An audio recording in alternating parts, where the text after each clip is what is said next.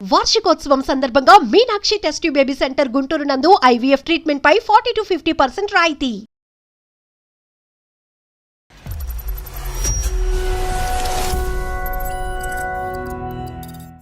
ఒక పెద్ద సమస్య అనాలో లేదా చిన్న సమస్య అనాలో నాకు తెలియట్లేదు, కానీ నా మైండ్ అయితే మాకు చాలా చాలా కన్ఫ్యూజన్ స్టేట్ లో ఉంది సార్.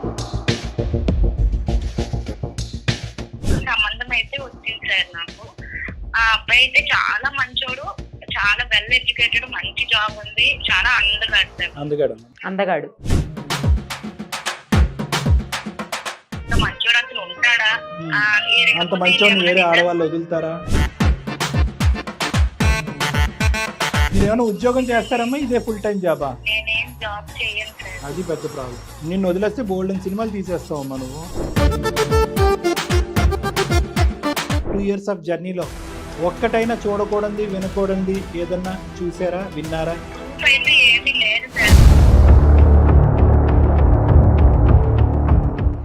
వైఫ్ అయ్యింది కూడా నేను ఇలా ఎంత నాకు ఇంత ఆలోచన, ఇంత భయం ఉంటే ఇంక బయట అమ్మాయిలు తన వైపు చూడరు, తన్ని ఫ్లర్ట్ చేసి తన్ని వల్ల అమ్మా అందుంచి ఒక పని చేయమ్మా, రేపటి నుంచి చీర కట్టమ్మా, ఒక చీర కట్టి ఒక పెద్ద బొట్టు పెట్టి పంపించు బయటికి.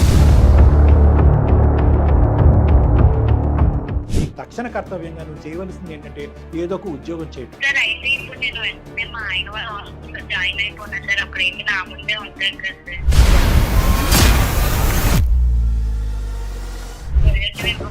ఉంటే కనుక నన్ను నేనే ఏమన్నా చేసేసుకునేదాన్నేమో. అమ్మ దానికంటే ముఖ్యం ఏంటంటే నువ్వు అర్థం చేసుకోవాల్సింది, ఇది అందమైన జీవితం ప్రోగ్రామ్ నుంచి వచ్చిన కాలే. నేను డాక్టర్ కళ్యాణ్ చక్రవర్తి, ఆవిడ నిరుపమ మేడమే. ఇందులో ఏ అనుమానం లేదమ్మా.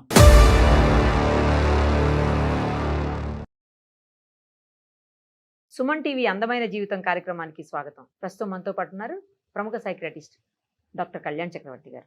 డాక్టర్ గారు నమస్తే మేడం. డాక్టర్ గారు, జనరల్ గా ఆలోచన వరకు పర్వాలేదు మేడం, విపరీతంగా ఆలోచిస్తే అది విపరీత ధోరణులకే దారితీస్తుంది. దానికి బెస్ట్ ఎగ్జాంపులే ఈ కేసు. స్వాతి అనే ఆమె మనకు మెయిల్ చేశారు. ఇప్పుడు ఒక్కసారి చూద్దాం అసలు కేసు ఏంటో, చూస్తే మనకు అర్థమవుతుంది. హలో హలో, ఎవరండి? అమ్మా స్వాతి గారేనా? అవునండి. మీరు? నేను నిరుపమ, సుమన్ టీవీ అందమైన జీవితం కార్యక్రమం నుంచి కాల్ చేస్తున్నానమ్మా. మీరు మాకు మెయిల్ చేశారు కదా? అవును మేడం, థ్యాంక్ యూ అండి. డాక్టర్ కళ్యాణ్ చక్రవర్తి గారు కూడా ఉన్నారు. అసలు ప్రాబ్లం ఏంటో చెప్పండి, దానికి సొల్యూషన్ అనేది మేము చూపిస్తాము. నమస్తే సార్. నమస్తే స్వాతి, చెప్పమ్మా. నాకు ఒక 3 years బ్యాక్ పెళ్లి అయింది సార్. ఇప్పుడు వచ్చేసి నా ఏజ్ 24 years. అయితే నాకు ఒక పెద్ద సమస్య అనాలో లేదా చిన్న సమస్య అనాలో నాకు తెలియట్లేదు, కానీ నా మైండ్ అయితే మాకు చాలా చాలా కన్ఫ్యూజన్ స్టేట్ లో ఉంది సార్. నాకు ఒక తమ్ముడు కూడా ఉన్నాడు.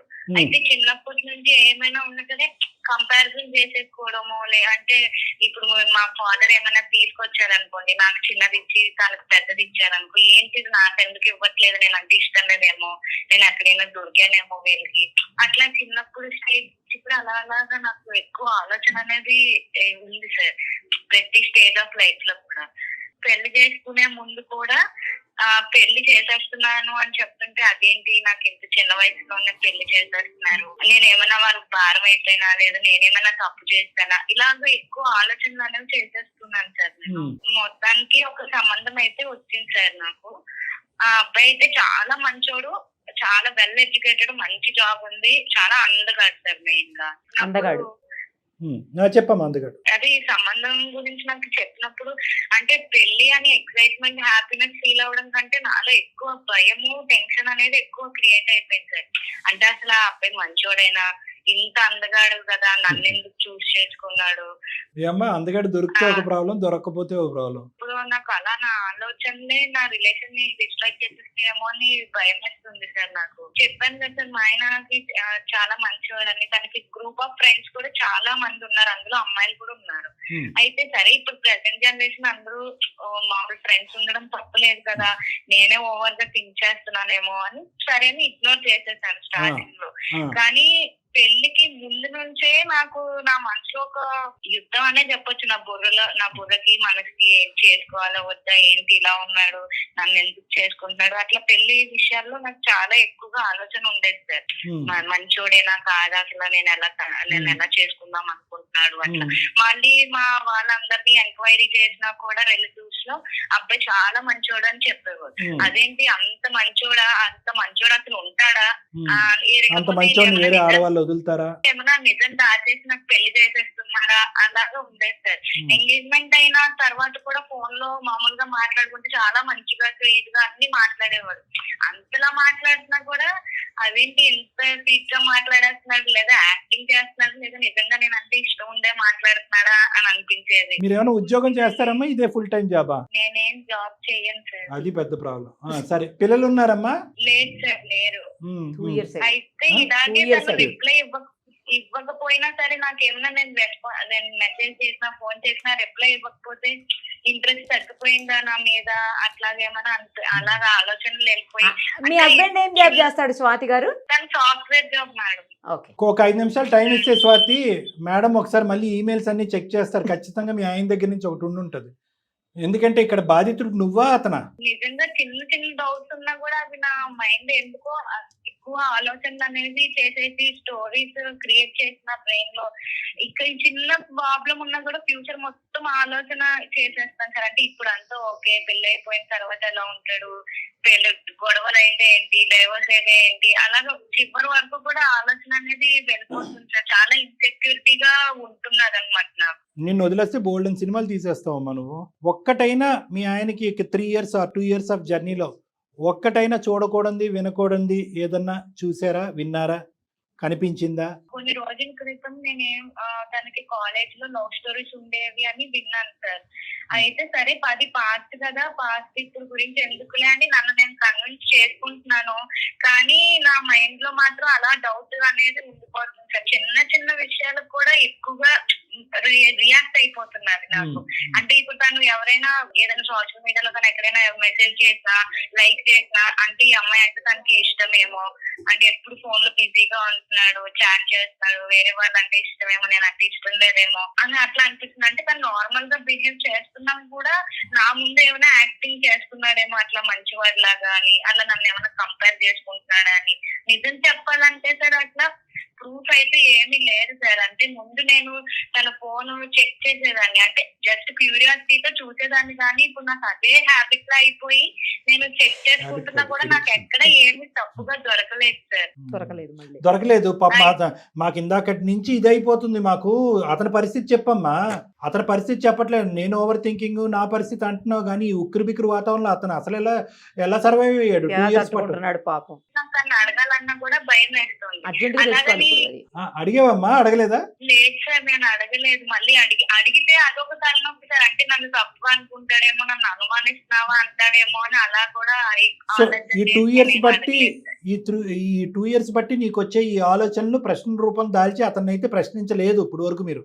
లేదు సార్, ఏమైనా దీని వల్లే రోజు అంటే ముందు ఏదైనా కూడా తను ఎక్స్ప్లెయిన్ చేసేవాడు. ఏం లేదు, అట్లా ఏం కాదు, నేను ఎవరితో లేను అని అట్లా ఏమైనా సిచ్యువేషన్ వచ్చినప్పుడు అలా చెప్పేవాడు. కానీ ఇప్పుడు ఈ మధ్యన ఏమైందంటే సార్ అట్లా చెప్పడం కూడా మానేసాడు సార్. ప్రతి విషయం నాకు ఎక్స్ప్లెయిన్ చేసేవాడు ముందు. కానీ ఇప్పుడేమో నువ్వు చెప్పినా నమ్మవు అని సైలెంట్ అయిపోతున్నాడు. ముందు మంచిగా టైం స్పెండ్ చేసేవాడు, ఇప్పుడేమో కొంచెం డిస్టెన్స్ చేస్తున్నాడు. ఇలా చేస్తుంటే నాకు ఇంకా ఎక్కువ ఆలోచన అయిపోయి సేమ్ సైకిల్ రిపీట్ అవుతుంది సార్. అదే ఇప్పుడు వరకు అతను ఒక క్లారిటీ ఇస్తే నీకు కొద్దిగా ఒక ఫీల్ గుడ్ ఎఫెక్ట్ ఉండేది. ఇప్పుడు క్లారిటీ ఇవ్వట్లేదు కాబట్టి నువ్వు ఫిక్స్ అయిపోయావా ఖచ్చితంగా అతను మనిషి ఎక్కడ మనసు ఎక్కడో అని? అదే సార్, అదే నాకు ఏం తెలియదు. అంటే తను చెప్పినప్పుడు తను చెప్పేది వినేదాన్ని, ఓకే ఓకే అనేదాన్ని, కానీ అది నా మైండ్ యాక్సెప్ట్ చేసేది కాదు సార్. నమ్మడానికి అవ్వట్లేదు సార్. అది ఇలాగే సేమ్ రిపీట్ అవుతుంది సార్. అందుకే పిల్లలు కూడా ఇప్పటి వరకు వద్దడానికి కూడా కారణం నేనే సార్.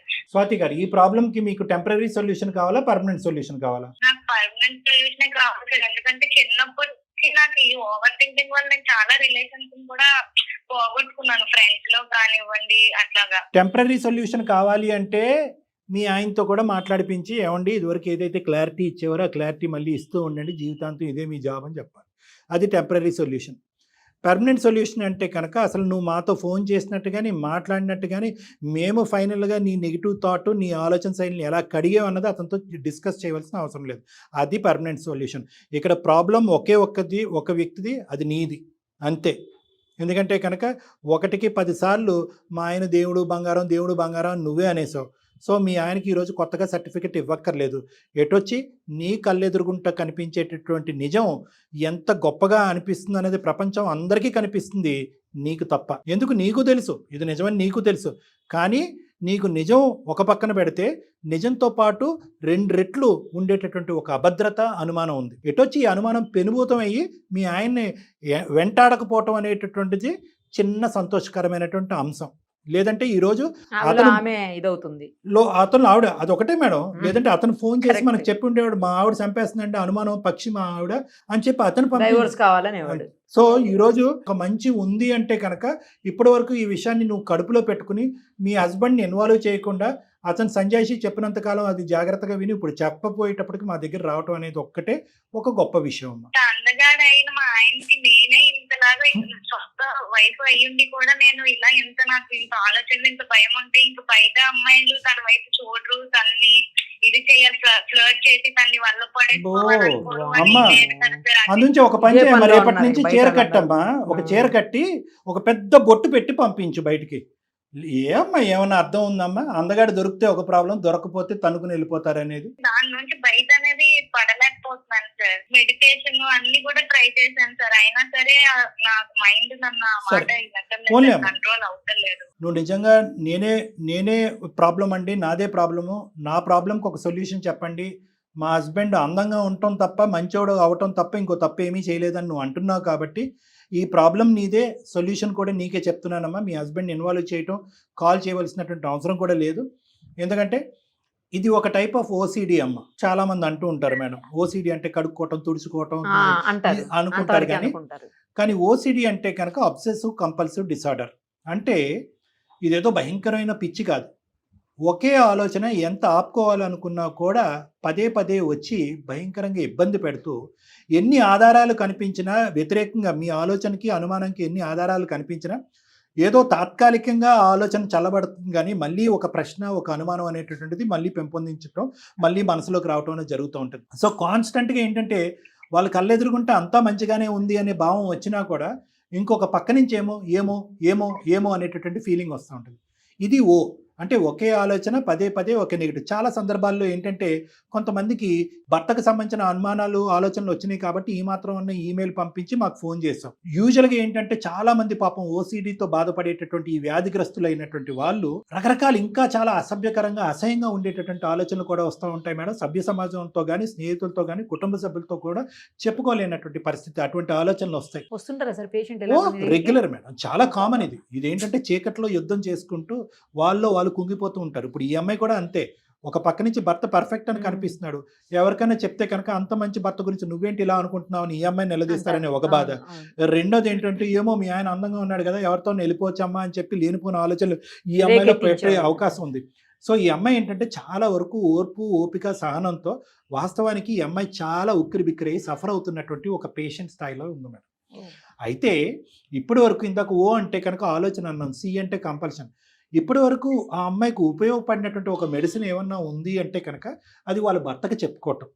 మంచోడు కాబట్టి ఆ అమ్మాయిని పక్కన కూర్చోబెట్టి విను, ఇవన్నీ గతం, నాకు ప్రస్తుతం అయితే ఎవరూ లేరు, నువ్వు అన్నీ ఊహించుకుంటున్నావు, అనుమానం పడుతున్నావు, అవేమీ లేదు, నాకు నువ్వు, నీకు నేను, ఇది తప్ప ఇంకెవరు లేరు అని చెప్పి చక్కగా చెప్పేవాడు. కానీ ఒక మనిషి ఎంతవరకు చెప్తాడు? నీకో దండం అమ్మ అని చెప్పి 4 కొబ్బరికాయలు కొట్టి ఇంకా చెప్పడం ఆపేశాడు. ఎందుకంటే అతనికి కూడా అర్థమైంది. స్లోగా ఈ అమ్మాయి అతను క్లారిఫికేషన్ ఇచ్చేదానికి ఆ అమ్మాయి ఎడిక్ట్ అయిపోతుంది. అనుమానం క్లియర్ చేసుకోవటంలో తనకు తానుగా క్లియర్ చేసుకోకుండా ఇతన్ని ప్రశ్నించేసి ఇతని దగ్గర నుంచి వచ్చే అనుమానం ద్వారా ఆన్సర్తో. సో దానివల్ల ఏమవుతుంది, ఈ అమ్మాయి అనుమానం తాత్కాలికంగా క్లియర్ అవుతుంది, అతను పేషెంట్ అవుతాడు. సో అతనికి అవగాహన వచ్చి, ఆలోచన వచ్చి ఈ సమస్యకి పరిష్కారం ఏంటంటే ప్రశ్న నీదే, సమాధానం నీ దగ్గరే ఉంది, ఒకే ప్రశ్నకి 10 సార్లు నేను సమాధానం చెప్పక్కర్లేదు, నేను కరెక్ట్ అని చెప్పి ఇంతకు ముందు వచ్చినటువంటి ఆ సమాధానాన్ని నువ్వు మళ్ళీ రివైజ్ చేసుకుని ఆలోచించుకుంటూ ఉండిపో అని చెప్పి అతను షట్ అయిపోయాడు. దాంతో ఈ అమ్మాయికి ఊపిరి ఆడట్లేదు. లేదంటే ఇప్పటికీ కూడా అతను కంటిన్యూస్ గా క్లారిటీ ఇచ్చే వ్యక్తి అయితే కనుక ఈ అమ్మాయి ఇప్పటికీ మనకి ఈమెయిల్ రాదు. ఎందుకంటే ఈవిడ పేషెంట్, అతను డాక్టర్. అతను ఎప్పుడైతే కనుక నేను నీకు వైద్యం చేయను, ఈ విధమైనటువంటి టెంపరీ వైద్యం చేయను అని అన్నాడో అప్పుడు మనం గుర్తొచ్చి ఆ అమ్మాయి చెప్పింది. సో కాబట్టి అమ్మ స్వాతి, ఇదేంటంటే పెద్ద తర్జన భర్జన లోనవ్వాల్సినటువంటి సమస్య కాదమ్మా. ఇది ఒక టైప్ ఆఫ్ డిప్రెషన్. ఆ డిప్రెషన్కి ఇంకా స్పెసిఫిక్గా పేరు చెప్పండి డాక్టర్ గారు అంటే నెగిటివ్ థింకింగ్, ఇంకా స్పెసిఫిక్గా చెప్పండి అంటే ఓవర్ థింకింగ్, ఇంకా స్పెసిఫిక్గా చెప్పండి అంటే OCD. ఇది ఒక మానసిక వ్యాధి. దీనికి అద్భుతమైనటువంటి పరిష్కార మార్గాలు ఉన్నాయి. కాబట్టి నువ్వు చేయవలసింది ఏంటంటే, నువ్వు ఒక టైము ఒక సందర్భం తీసుకున్న అపాయింట్మెంట్ తీసుకుంటే తాత్కాలికంగా కౌన్సిలింగ్ చేస్తాం. ఒకప్పుడు కౌన్సిలింగ్ వర్కౌట్ అవ్వకపోతే ట్రీట్మెంట్ పెట్టుకుంటాం. వెంటనే ఆలోచనలకు ఒక బ్రేక్ అనేది పడుతూ ఉంటాయి. ఎందుకు అంటే కనుక, సార్ నాకు మీరు ఏదో ఒక సొల్యూషన్ చెప్పేసి ఈ కాల్లోనే నాకు చెప్పండి అంటే కనుక నిజంగా నువ్వు బాధపడటానికి ఒక ఆవగింజంత వాస్తవమైనటువంటిది ఉంటే కనుక ఈరోజు నేను చెప్పుండేవాడిని. అవునమ్మా అతను అలా ఆలోచించాడు, ఏదో ఒకసారి ఆలోచించాడు, తర్వాత ఆలోచించలేదు కదా అని చెప్పాను. కానీ ఇక్కడ ఏంటంటే, ఇక్కడ వాస్తవం ఫ్యాక్ట్స్ అంటూ ఏమీ లేవు. ఏదైనా ఫ్యాక్ట్ ఉంది అంటే కనుక నీలో పెరిగిపోతున్నటువంటి అభద్రత. ఎక్కడి నుంచి వచ్చింది అభద్రత అంటే కనుక, ముందు నుంచే పెళ్ళికి ముందే అరే మగవాళ్ళు అటు వెళ్ళిపోతారు ఇటు వెళ్ళిపోతారు, మనం కట్టుదిట్టంగా ఉంచాలి, జాగ్రత్తగా కనిపెట్టుకుని ఉంచాలి, ఈజీగా వదిలేస్తే కనుక అటు ఇటు పారిపోతారు అనేటటువంటిది పెద్దవాళ్ళు వాళ్ళు కొంతమంది అంటూ ఉంటారు. ఆ మాటలు కాస్త పెళ్ళికి ముందే మీలాంటి ఆడవాళ్ళు సున్నితమైన మనస్తత్వం ఉండేటటువంటి వాళ్ళు లోపల పెట్టేసుకుంటారు. పెట్టేసుకుని ఇంకా పని పాట అన్నీ వదిలేసి, ఇందాక నేను అన్నాను అమ్మ నీకు ఏ జాబు లేదా ఉద్యోగం లేదా, నీ తక్షణ కర్తవ్యంగా నువ్వు చేయవలసింది ఏంటంటే, ఒకటి నా దగ్గరికి కానీ లేదంటే నీ దగ్గరలో ఉన్న సైకియాట్రిస్ట్ ఎవరి దగ్గరికన్నా వెళ్ళి కౌన్సిలింగ్ ట్రీట్మెంట్ తీసుకోవటం. రెండోది తక్షణ కర్తవ్యంగా ఏదో ఒక ఉద్యోగం చేయటం. Empty mind is a devils workshop అంటారు. ఖాళీగా ఉండే ఒక మనసు దెయ్యాల కొంప అంటారు. సో నీకేంటంటే వేరే ఆలోచన లేకుండా కాన్స్టెంట్గా ఫుల్ టైం జాబు, భర్తను కాపాడుకోవాలి, భర్తను ప్రొటెక్ట్ చేసుకోవాలి, భర్త అందాన్ని కాపాడుకోవాలి, వేరే ఆడవాళ్ళు నా భర్తకు దగ్గర రాకుండా చూసుకోవాలనే కాన్సెప్ట్లోనే నువ్వు బతికేస్తున్నావు. మీ హస్బెండ్కి చిరాకు వచ్చి కోపం వచ్చి తిట్టి ఇంకో విధంగా మాట్లాడక ముందే నువ్వు నా ట్రీట్మెంట్కో లేదంటే వేరే సైకియాట్రిస్ట్ ట్రీట్మెంట్కో వెళ్ళాలి అనేది నా విజ్ఞప్తి అమ్మ. ఎందుకంటే ఏ మనిషికన్నా సహనానికి ఒక హద్దు ఉంటుంది. అది దాటితే కనుక అతను చిరాకు పట్టడం మొదలు పెడతాడు. మీ ఇద్దరి మధ్యన ఉండే ప్రేమ ఆప్యాయతలు కాస్త కనుమరుగవటానికి అవకాశం, బంధం కూడా బ్రేక్ అయిపోద్ది. సార్ అయితే ఇప్పుడు నేను వెంటనే మా ఆయన వాళ్ళ ఆఫీస్ లో జాయిన్ అయిపోయినా సార్, అప్పుడైతే నా ముందే ఉంటాడు కదా సార్. ఏంటమ్మా వర్క్ ఫ్రమ్ హోమ్? ఆయన వాళ్ళ ఆఫీస్ లో జాయిన్ అయిపోయినా అప్పుడైతే నా కళ్ళ ముందే ఉంటాడు కదా అంటుంది. అమ్మా ఇటువంటి పరిష్కారాలు చెప్పడానికి కాదమ్మా. మీ ఆయన ఆఫీస్లో నువ్వు జాయిన్ అయినా ఎక్కడున్నా at the end of the day అతని చుట్టుపక్కల ఆడవాళ్ళు ఉన్నంతసేపు నీ ఆలోచన ఎలాగే ఉంటుంది. అది సమస్యకి పరిష్కారం కాదు. సమస్యకి పరిష్కారం ఏదన్నా ఉంటే కనుక నీ ఆలోచన శైలి, నీ వ్యక్తిత్వాన్ని, నీ మనస్తత్వాన్ని ఎలా మార్చాలి అనేది పర్మనెంట్ సొల్యూషన్. ఉద్యోగం జాయిన్ అవ్వమన్నానే కానీ మీ ఆయన ఆఫీస్లోనే జాయిన్ అవ్వు, అతను టేబుల్ మీద వెళ్ళి కూర్చో, అతను కుర్చీలో కూర్చుంటాడని నేను చెప్పలేదమ్మా. అది సొల్యూషన్ కాదు. దయచేసి ఆ ఆలోచన విరమించుకో. మాకే హాస్యాస్పదంగా నవ్వుగా ఉంది. పర్మనెంట్ సొల్యూషన్ వెతకడానికి మా యొక్క సహకారం కావాలంటే ఖచ్చితంగా మేము హెల్ప్ చేస్తాం. మీ దగ్గరికి నేను ఒక్కదాన్ని రావాలా సార్, లేదా మా ఆయన్ని కూడా తీసుకుని రావాలా సార్? అంటే ఇప్పుడు నేను కూడా ఉద్యోగం జాయిన్ అయ్యాను అనుకో, ఆయన కూడా నాకులాగే ఆలోచనలు వచ్చేస్తే అప్పుడు ఇద్దరికి ఎక్కువ ఆలోచనలు మొత్తానికి డిస్టర్బ్ అయిపోతుంది. అమ్మో నీకు ఒక థింకింగ్ ప్రాబ్లం ఉందనుకున్నానే కానీ 2 ప్రాబ్లమ్స్ ఉన్నాయమ్మా నీకు. అస్సలు మీ ఆయన్ని తీసుకురావాల్సినటువంటి అవసరం లేదు. ఎందుకంటే ఇలాంటి నిజాలు, ఇలాంటి పిచ్చి మాటలు విని అతను పిచ్చోడు అయిపోతాడు. నేను అనేది ఏంటంటే, అతనికి నా నోటు ద్వారా కానీ ఎవరి నోటు ద్వారా కానీ నువ్వు ఇంత అడ్డదిడ్డంగా ఆలోచిస్తున్నావు అని తెలియటం అనేటువంటి అనవసరం. నీ మీద ఉండే గౌరవం పోతుంది. ఇది చాలా సింపుల్ లాజిక్. నా దగ్గరికే అక్కర్లేదు. మీ దగ్గరలో ఉండేటటువంటి సైకియాట్రిస్ట్ ఎవరి దగ్గరికన్నా వెళ్ళండి. కరెక్ట్గా ఒక 15 నెల రోజులకు సంబంధించినటువంటి ట్రీట్మెంట్ అది అయిపోతే కనుక నువ్వు ఫ్రీ, అతను ఫ్రీ. 1 month లో అయిపోతుంది. అయిపోద్ది మేడం, మాక్సిమం అయిపోతుంది. ఉంటే కొద్దిగా ఏదైనా ఉండొచ్చు కానీ మాక్సిమం అయితే క్లియర్ అవుతుంది. ఇప్పుడు చూడండి, ఈ అమ్మాయి ఒక అనుమానం నుంచి ఇంకో అనుమానం, అతను కాదు నేను ఆఫీస్ లో జాయిన్ అవుతే నేను ఎలా మారిపోతాను, ఈ మళ్ళీ అయిపోయిందేమో వాళ్ళ ఆయన అనుకుంటాడా. Okay whatever it is నువ్వు ఒక్కదానివే రా అమ్మా. అర్థమైందా? మీ ఆయన గారు అక్కర్లేదు. ఇది చాలా ఈజీగా క్లియర్ అయిపోయేటటువంటి సమస్య. థ్యాంక్ యూ సో మచ్ అండి. నాకు డాక్టర్ ఇప్పుడు సొల్యూషన్ ఇవ్వకపోయి ఉంటే కనుక నన్ను నేనే ఏమైనా చేసేసుకునేదాన్నేమో. అమ్మ దానికంటే ముఖ్యం ఏంటంటే నువ్వు అర్థం చేసుకోవాల్సింది, ఇది అందమైన జీవితం ప్రోగ్రామ్ నుంచి వచ్చిన కాలే. నేను డాక్టర్ కళ్యాణ్ చక్రవర్తి, ఆవిడ నిరుపమ మేడమే. ఇందులో ఏ అనుమానం లేదమ్మా. Thank you sir, thank you so much. నేను వస్తాను సార్. బాయ్ అమ్మ. Thank you. మరి చూసారు మేడం. మామూలు అనుమానం ఆ, కాదు మరి సార్ మన అసలు. దాని గురించి అది కూడా క్లారిటీ ఇచ్చేస్తాం. అసలు చూడండి, ఫస్ట్ ఏమో హస్బెండ్ మీద అనుమానం, ఆ తర్వాత ఏమో మళ్ళీ హస్బెండ్ అలా అనుకుంటాడేమో తన గురించి. అనుకుంటాడేమో అని అనుమానం, ఇంకొకటేమో అంటే ఆవిడలాగే పచ్చకామర్లకు వచ్చాడు, అందరికి పచ్చగా. సో తను ఎలా ఆలోచిస్తుందో రేపు ఆయన ఆఫీస్ లోనే జాయిన్ అయిపోద్దంట వెళ్ళి. పాపలేండి మేడం. అంటే అమ్మాయి తెలియని తనం, ఎవరికి చెప్పుకోలేనటువంటి ఒక మళ్ళీ విచిత్రం. అది సరిపోదని మళ్ళీ ఈమె జాయిన్ అయితే వాళ్ళ హస్బెండ్ టీం లాగా డౌట్ వస్తుందేమో అదొక డౌట్. అన్ని అన్ని డౌట్స్. డౌట్లే సార్, మొత్తం లైఫ్ అంతా డౌట్లతోటే ఉన్నట్టుంది. ఈ అమ్మాయి ముందు పుట్టిన తర్వాత డౌట్ పుట్టి తర్వాత ఈ అమ్మాయి వెనకాల పుట్టింది సార్, మామూలు డౌట్లు కాదు. అంటే ఆలోచన చూడండి, అంటే ఆమెకు అవసరం లేని ఆలోచన, ఖాళీగా ఉంటే మైండ్ ఎటేటో ఆలోచిస్తాను. మీరు అన్నట్టు అమ్మాయి కనుక ఏదైనా జాబ్ లో జాయిన్ అయితే కొంతవరకు ఫస్ట్ అసలు చాలా బయటకు వద్దాము సార్ కదా, చాలా బెటర్ అవుతుంది మేడం. తర్వాత ట్రీట్మెంట్ ఎందుకంటే రెండు రెండు విధాలుగా మేడం. ఒకటి వర్క్ ఉంటే వర్క్ పరమైనటువంటి ఆలోచన. ఎస్. రెండోది ఏంటంటే తను తోటి ఉద్యోగస్తులు గాని తను చూసే వాళ్ళు అసలు ఎలా ప్రవర్తిస్తున్నారు, ఎంత బ్రాడ్ మైండ్, అది కూడా అర్థమవుతుంది. స్త్రీ జాతి ఏ స్థాయిలో ఎదుగుతుంది, నువ్వు ఎక్కడ ఆగిపోవు, ఇలాంటివన్నీ వచ్చేటప్పటికి ఆవిడకంటూ ఒక రియలైజేషన్ వచ్చి ఇందులోంచి బయటపడదు. పోన్లేండి సార్, వాళ్ళు హ్యాపీగా ఉంటే మనకు అంతే కాదు. Thank you sir, thank you so much.